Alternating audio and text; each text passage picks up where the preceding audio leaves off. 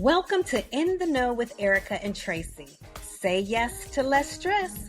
We're seasoned pros and your go-to wedding besties, spilling all the tea, or champagne if you prefer, on how to plan with less pressure and more joy. From timelines to table settings, we're talking all things weddings with a side of laughs, a dash of real talk, and of course, lots of love. Because honestly, we have seen it all, and we know how overwhelming wedding planning can get. Whether you are newly engaged or knee-deep in the details, say yes to less stress and join us every month for your dose of wedding wisdom. Welcome, everyone, to In the Know with Erika and Tracy. Say yes to less stress. This is our first podcast, so we're very excited. Yay!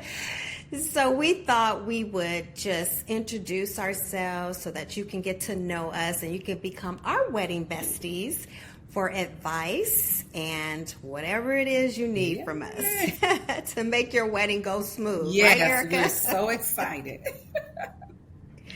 So you go ahead, Erika. Tell us a little bit about yourself. Well, I'm Erika.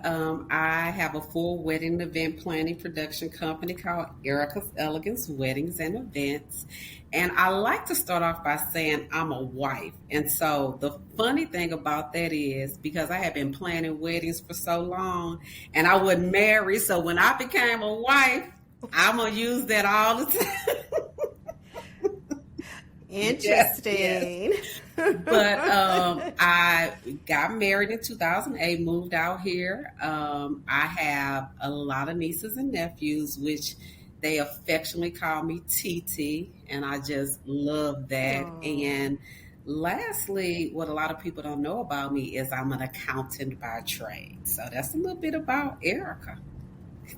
Yay! I love it, Erika. Well, everyone, I'm Tracy Bowles, and I am a wife as well. I'm a mother of two grown adults. Beautiful children. Yes. Thank you so much. And I am also a grandmother. My grandson actually is his first year going into college. I can't believe that. I remember when he was a little boy, right? Yes. And my granddaughter, she's starting junior high school. Yes. And I own and operate Flawless Weddings and Events. I am a wedding planner, event planner, designer, and just name it. I do it all. And then also my company has a floral side, which is owned and operated by my daughter, Fallon. And we're known in the industry as the mother and daughter duo. Yes. And a wonderful duo it is, right? Oh, thank you so much. Yeah. So that's a little bit about us. And as we do our podcast, we're going to learn a little bit more each time we are on this podcast. So you'll get to know us probably better than we know ourselves. Because we want this podcast to be relaxed, just natural, organic, and not just showing you fluff, We want to be real. Yeah, right? We want it to be very intentional in you just seeing the real, and seeing our hearts. Absolutely. So I'm excited. Yeah. So I am too. So I know I want to just ask this question, Erika. So why did we decide to do a podcast? I have no idea. It was just something that came up. I said, we should do a podcast. But why did we do it? I'm so glad that you said it because you've been really the brain behind this, and I'm so grateful for it. But I think it's much needed in our industry. We are two seasoned professionals who have gone through a lot of the trends throughout the years. And I think we can bring great value add from the experiences that we've had and to continue to elevate our industry. So that's why we did it. Absolutely. That's why we did it. We need real, unfiltered conversations about what actually goes on behind the scenes. No sugarcoating, no fluff, just two wedding pros bringing it to the table, right? What we have learned over the years. So I'm excited about that. Me too. And in addition to us being wedding pros, we've actually developed a sisterhood. And that is one of the phenomenal things that I like about this. Not only are we professionals, but we are sisters. So being on a podcast with your sister, who can beat that, right? Right. Yes, absolutely. When I first met you, Erika, I was at ABC, which is Association for Bridal Consultants. It's an organization that, provides networking and educational tools. So shout out to ABC. We met there, and I'll tell you, I was like, what fresh fish out of water, you would say, walking around scared to network. I mean, I know that we hear this all the time, when you go to networking events, everyone's scared, like, who do I talk to, and then you have your cliques and you don't know whether to interrupt those cliques, but you just walk up to someone and say, hey, I'm Tracy, how are you? And that's exactly what happened. And Erika sat on the board, and this was Orange County, California. She sat on the board, and as we developed our relationship, she pulled me in, and I was able to serve on that board. So that's what it's all about, and I'm very grateful to you. I met so many people in our industry in Southern California to where it taught us so much, right? And we just learned from one another. And then the educators that came on to speak kind of elevated us a bit, right? Absolutely. I know that's one of the things we're going to hit up on. You mentioned education, and so not to jump ahead, but the fact that you continuously seek out educational opportunities, I think is phenomenal. Yes. And some people, and we're going to talk about this in our next show, some people have misconceptions about what wedding planning is, absolutely. Right? They think it's just a fun, I don't even think they consider it a career or a job. They think it's a fun passion, right? Even though we are following our passion, but they don't take it seriously. And I know for a fact, like when the pandemic hit, and and I think even to this day, if you go on and they say, what's your occupation? You're never listed. Wedding planning, event planning is never listed. Yes. You have to put other. And it is a job. Yeah, it is a job, and it is a career, especially when you are a business owner. So I think we need to probably fight for that, right? I mean, hey, because we spend a lot of hours, and you're exactly right. People say, oh, it's a hobby. It is not a hobby. You don't get up for a hobby and work 10 to 12-hour days just for a hobby, so I'm excited that we're going to take a deeper dive into that.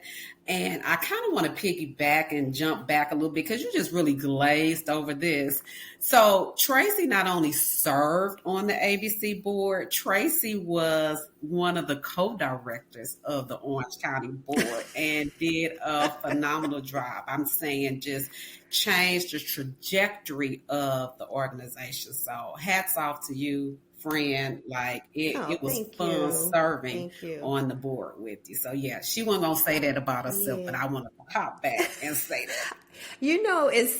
It's so hard to talk about yourself. For me, I'll say for me, it's so hard for me to talk about myself.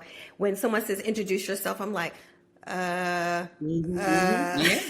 why? I don't want to introduce myself. But it's very important, especially when you're meeting new people. It's very important to have some background ready for them because they want to know where you come from, who are you, what you do, so on and so forth. So you really have to be comfortable enough to say, hey, this is who I am.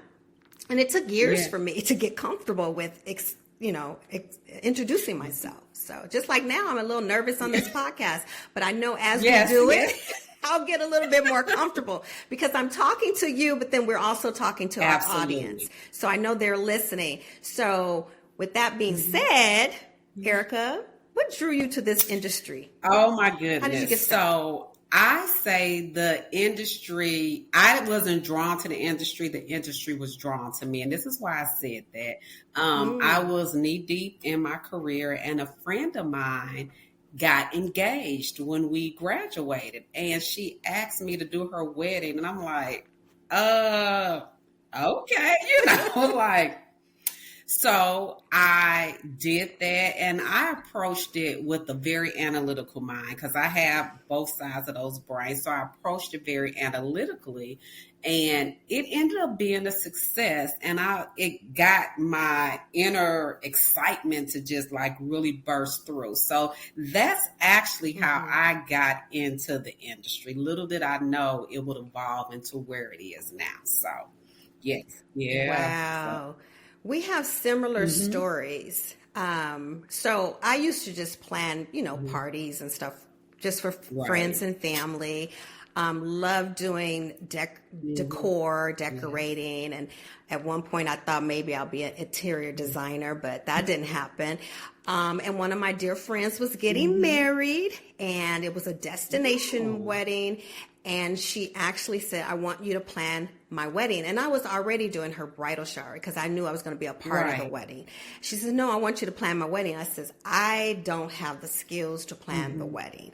She said, trust me, you can do this. So she introduced me to she was getting married in Maui at the Grand Wailea. Yes. And so she introduced me to the catering director there.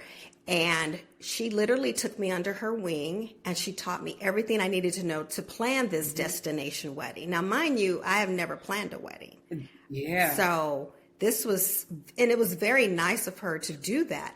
So I did her wedding, and as I'm planning, going through the process of planning her wedding and her bridal shower, she was saying, you need to go into business. And I was working a corporate job. Okay. And she said, no, you need to go into business. You need to really think about this, because after you do my wedding, because she was getting married to an NFL player. Oh my gosh. So she said, after this wedding planning, you're going to be hired by girlfriends and wives. And I said, girl, whatever. Sure enough, that's what happened. As soon as I did her bridal shower and her wedding, I was hired to do baby showers, another wedding, 35th birthday party. I mean, it was, it blew up. And I had to rush, and I was like, I need to get certified. I need to get my business license. So I was rushing to do all these things. And I'm glad I did it when I did it, because I did not know. I didn't expect that to happen. And I fell in love with the whole process. Wow. So I was like, oh my God. So to this day, she's like, you're in business because of me. I love it. Oh my gosh. Yes.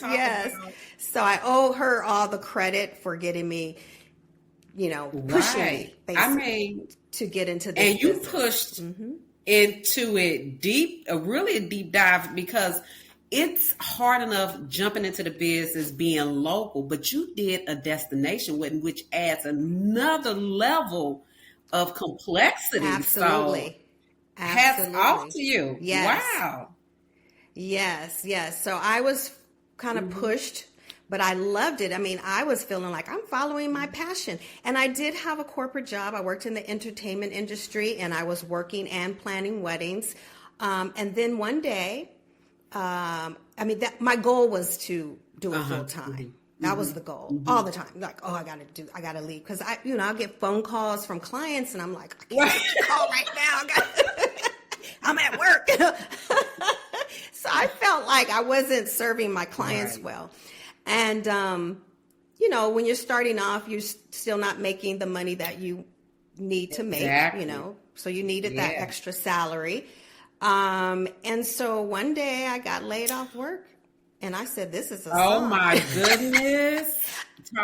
I said, this is my opportunity to go full time with my business while I'm laid off. Now, mind you, I had to speak to my husband and say, you think it's okay if I jump in? He said, go for it. And the rest is history. Wow. So, oh my God. So as well as we know each other, little did I know, that's exactly how I took a deep dive. Like, There you Yes, like go. I am definitely a creature of habit. Corporate, I love the accounting, so I wasn't gonna leave. It was a nice job, Mm-hmm. although I was feeling this tension of I wasn't serving my clients well, Clients. and Yes.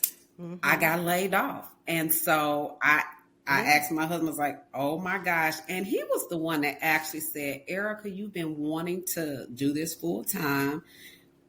Go ahead." I'm like, okay, but you realize we don't have that income anymore. That's right. I Right. know, right? It was Yes. scary. Very Very scary scary. to step out. But, I did pray Hmm. about it and I said I have to have faith and believe in myself. Yes.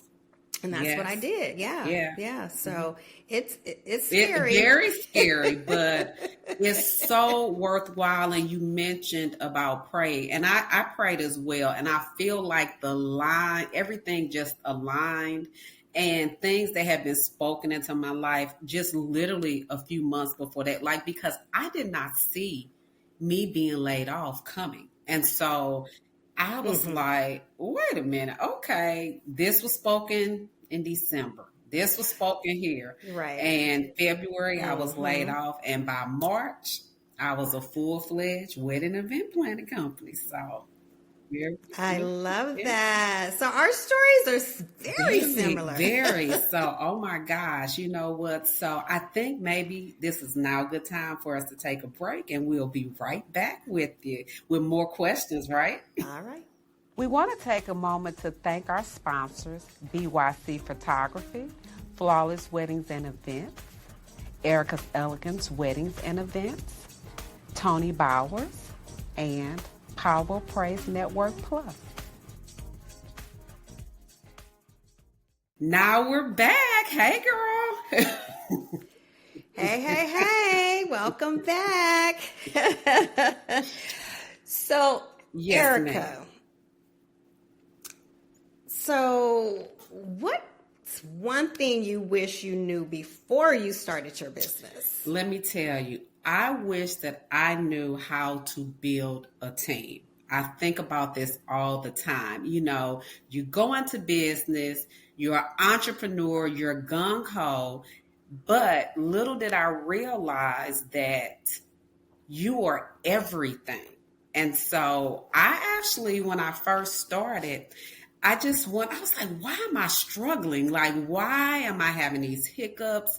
And my friend, her husband, who does headhunting, I talked to him about it. He said, Erica, you came from a corporate structure where everything was mapped out. He said, and you had the resources.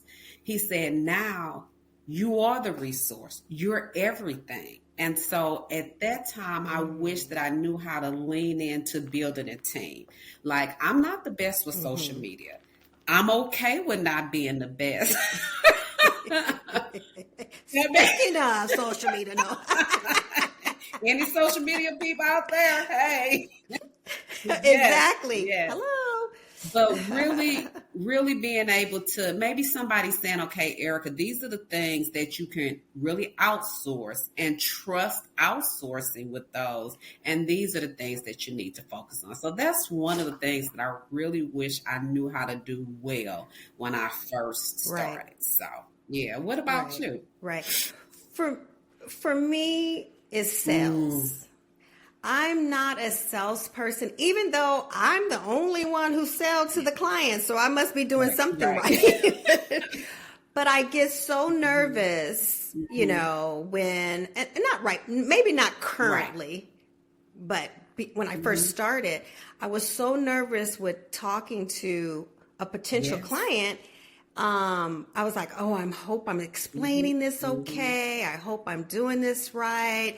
And then as years went by, you get comfortable because you really know what Right, you're doing, right, right, right, right, right. and you know what they Hmm. need and what they want. So, but yeah, I was so nervous about sales. And I wish I had someone to sell Hmm. for Hmm. me. And yeah. And then just the business side, like you say, we do Right. everything. So we are the Hmm. admin. We are the Hmm. Hmm. receptionist. We are the Hmm. salesperson. We The are creative, we you know. the creative, the Yes. marketing, Yes. everything falls on us.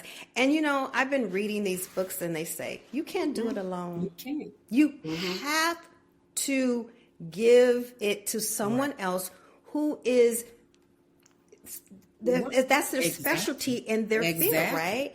And you have to relinquish that. But I can also say I do get scared because I like to be in control of everything. So I get scared of, oh, do I give them my password? Right. Oh, do I give them Right. access? Like, oh my God, you get scared because you're not trusting the process. Right. And Right? and honestly, friend, in order to scale a business, you have to be able to trust the process. And I totally get it. Absolutely. Even from a perspective of, are they gonna move on your timeline? And so Yes. it's interesting you brought that up because I struggle with that as well. I don't call myself a salesperson. I really think it takes a special person to be able to do that. But I think I've evolved into, because I love what I do. I think that comes out Right, talking. right. To And it clients. shows. Right. It shows when when you love what you do, it shows, and it shows the consumer that you know what you're doing, you know what you're talking about. You're there to assist, so it just comes off naturally. Yeah. So like over the years, it took years. It took years And I think to get to that I point. still think I'm trying to craft it because I do get nervous before consultations for whatever reason. Oh yeah. Yeah. Right, right. Now, what about how do you handle the imposter syndrome when you were first? Oh my starting? gosh! You know what? It's funny that you asked it because I think that I still kind of have to deal with that. And it's interesting when I talk to someone else, I can tell them things, but when it comes to myself, because we're taught that you have to be humble, you have to not really speak about yourself. But so I teach an accounting course, and I tell my students, you know what? You're going to school and you're putting the time, you're putting in the effort, or are you just doing that just for fun? Or are you doing that because you want to reach a certain goal? So I kind of talk to myself, Tracy, saying, hey, Erika, when, like you and I, we're going to these educational meetings, we're pouring our dollars into those. We're not just doing that just to say I need to go to another educational meeting. We value what we do. And so we're pounding into ourselves. So I have to just tell myself, Erika, you are educating yourself, but you're not just doing that just because you wanted to sit on the shelf. You're learning because you want to grow, because you want to be better for your clients. Why not embrace that? So I still kind of struggle with that sometimes. I really do. Like, am I as smart as I think I am? Like, because I'm, and you don't want to feel like you're patting yourself on the back, because I'm good with math, like that. My family was that. But when I do things, I'm like, I don't want people to feel like, oh, she's just trying to show off. But I calculate math in my head all the time. And so I shut her back because I'm good at math. And so it's a constant struggle. But what I think helps me is encouraging friends. You got to get a great circle of friends who can see in you what you don't see in yourself, and they enhance that. Absolutely. So that's how, like you for me and me for absolutely, you. Absolutely. And you've done some great things, Tracy. So have you experienced this imposter syndrome? Yes. I don't know. I want to say even to this day, when you meet new people and they go, oh, what do you do? Or, they're like, oh, I'm a wedding planner. And they're like, but you're like, do I tell them I'm a wedding planner? Because I am. I have a business. But you have to kind of position yourself to say, this is what you are. This is what you do. Like, why are you feeling like you're not what you say you are, right? And I think it's because of the reaction you get from, oh, you're the party planner. I'm like, I'm like, no, I'm not a party planner, but I can't plan your party. I mean, I don't, it's a strange dynamic for me, but, you know, you walk in a room of new people and they want to talk and ask you what you do. And you say, do I say, oh, I own a wedding and event planning company? Or do I say I'm a wedding planner and designer, blah, blah, blah. I'm still like struggling with that. Absolutely. Like, I know what I do and what I can do.